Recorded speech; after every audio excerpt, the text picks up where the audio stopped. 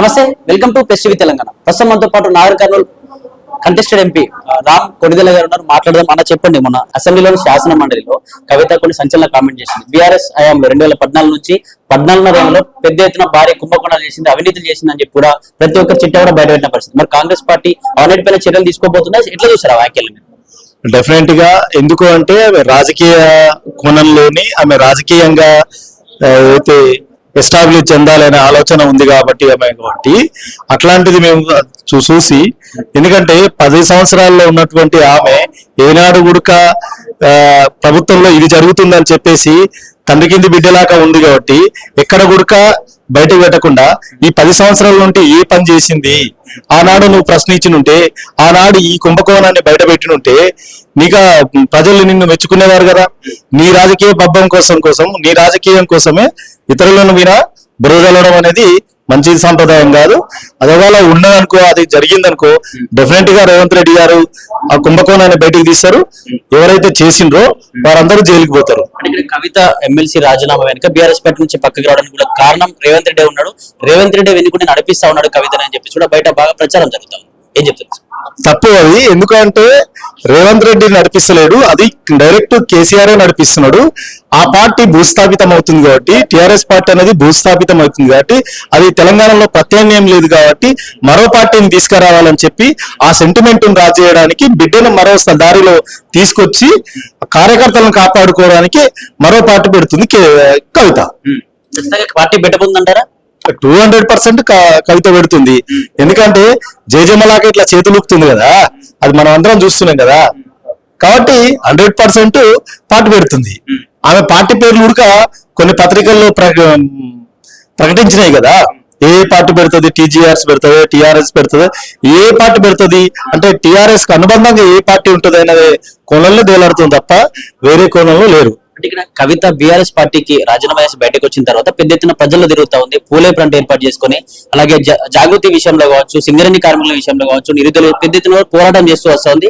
ఖచ్చితంగా ప్రభుత్వాలను ఎండగడతాం, పాత ప్రభుత్వం ఎటువంటి తప్పులు చేసామని వెలికి తీస్తాం అని చెప్పేసి కూడా వాళ్ళు చేసే తప్పులన్నీ కూడా బయట పెడతాం. ఉద్యమకాల విషయంలో కావచ్చు అన్ని బయట పెడతాం. ఇక్కడ కాంగ్రెస్ పార్టీకి మైనస్ కాంటారు. ఎందుకంటే జిహెచ్ఎంసీ ఎలక్షన్స్ రాబోతా ఉన్నాయి. నెక్స్ట్ మళ్ళీ రెండేళ్లలో మళ్ళీ కూడా స్థానిక సంస్థల దీనికి సంబంధించిన అసెంబ్లీ ఎన్నికలు రాబోతున్నాయి. ఇబ్బంది కాదా మరి కాంగ్రెస్ పార్టీకి?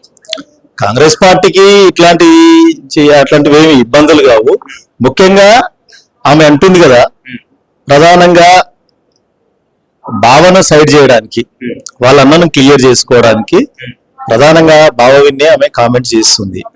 మా అన్న ముఖ్యమంత్రి క్యాండిడేట్ ఉంటే నేనన్న ఉండాలి, లేదంటే మా అన్ననన్న ఉండాలి అనేది ఆ ధోరణి ఉంది కాబట్టి, అదే ధోరణిలో వాళ్ళ భావవిన లేని అంటే ఉండొచ్చు, దాని మీద ఎంక్వైరీ జరుగుతుంది, గవర్నమెంట్ ఎంక్వైరీ చేస్తుంది.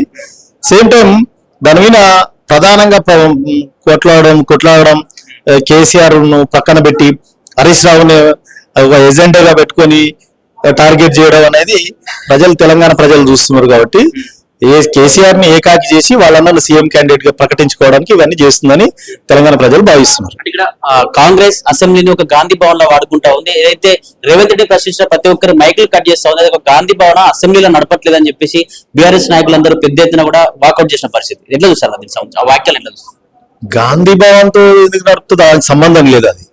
ఎందుకంటే ఆమెకు మొన్న చైర్మన్ గారు చూసాం కదా, చైర్మన్ గారు అంత టైం ఇవ్వడం ఆంతర్యం ఏంది? చైర్మన్ గారు మిగతా సభ్యులకు సార్ 10 నిమిషాలు సార్, 2 నిమిషాలు సార్, మా క్వశ్చన్ ఏంటని సార్ అని మొర్రోని మొత్తుకున్న కూడా తినకుండా ఒక దొరసాని గారికి అంత టైం ఇవ్వడంలో ఆంతర్యం ఏంది? నీవు ఆ పార్టీ ప్రతిపాదన ఇచ్చినటువంటి వ్యక్తివి కాబట్టి అంత టైం ఇచ్చినావు, మరి మిగతా సభ్యులకు కూడా ఇవ్వాలి కదా. చైర్మన్ గారు ఇవ్వలేదు కదా.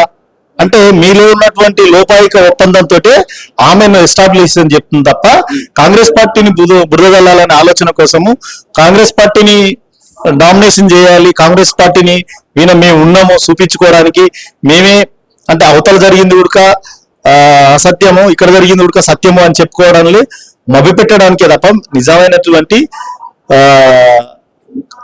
నిజమైన కార్యకర్తగా చెప్తలేదు ఆమె.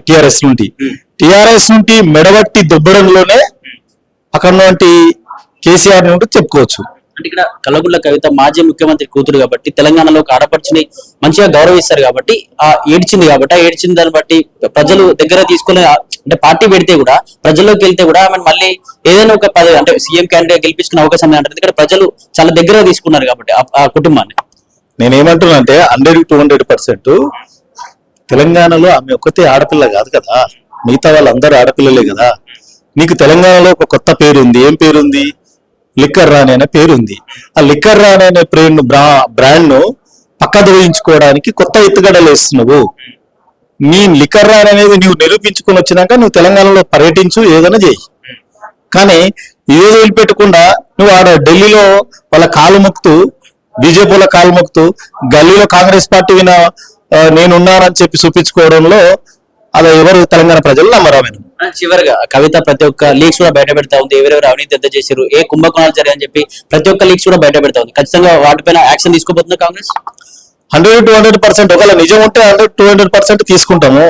ఎందుకంటే ప్రతిదీ మేము కోర్టుకు ఇచ్చే కోర్టు ద్వారానే చేస్తున్నాం కదా. ఏది కూడా అంటే ఫోన్ ట్యాంపరింగ్ కానంటే తీసుకుంటే ప్రతిదీ కూడా కోర్టు ద్వారా ఏదైతుందో ప్రతిదీ కోర్టు ద్వారా అంటూ తీసుకొని అవినీతి జరిగినట్లయితే తీసుకుంటాము. జైలుకు పోతాడు, తండ్రి పోతాడు, అల్లుడు పోతాడు, అన్న పోతాడు, ఈమె అడుగు పోతుంది. ఈ తెలంగాణలో దొరల వ్యవస్థ అనేది ఉండదు.